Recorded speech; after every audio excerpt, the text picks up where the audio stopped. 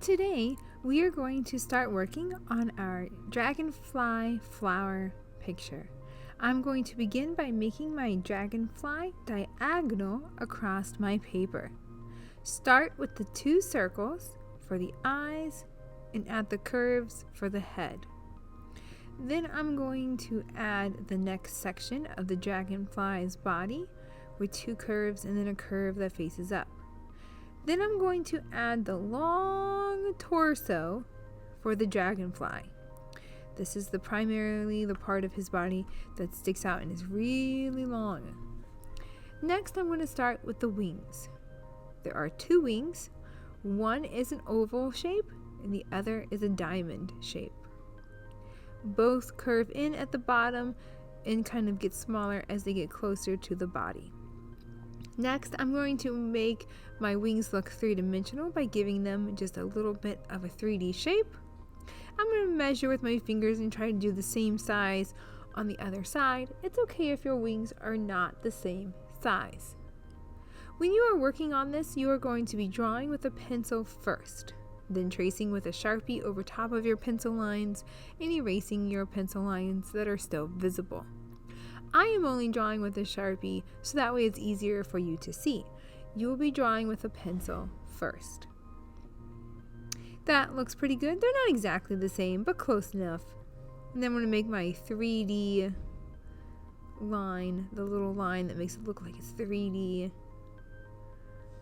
Then I'm going to move on to the next step, which is going to be the antenna. I'm going to kind of curve a little antenna from the top of his head.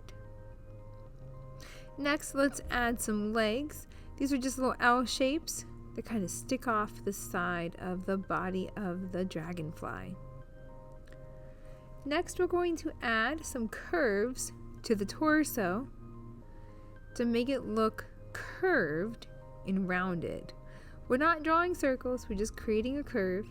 And then I can put little dots in his eyes like that.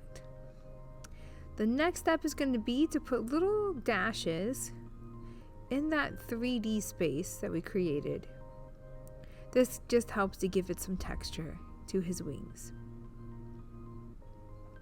Remember, you're drawing with a pencil first, that way if you make a mistake you can always go back and fix it with an eraser.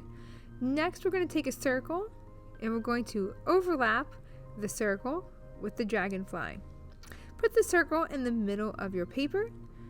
Trace where there is no dragonfly. When you hit a part of the dragonfly, stop tracing.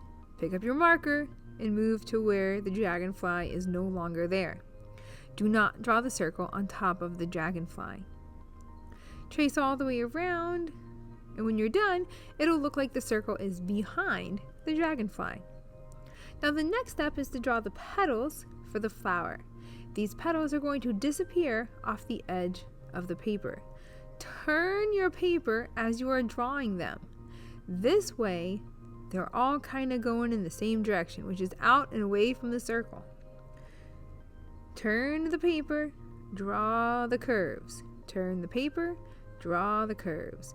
Do this until you've gone all the way around.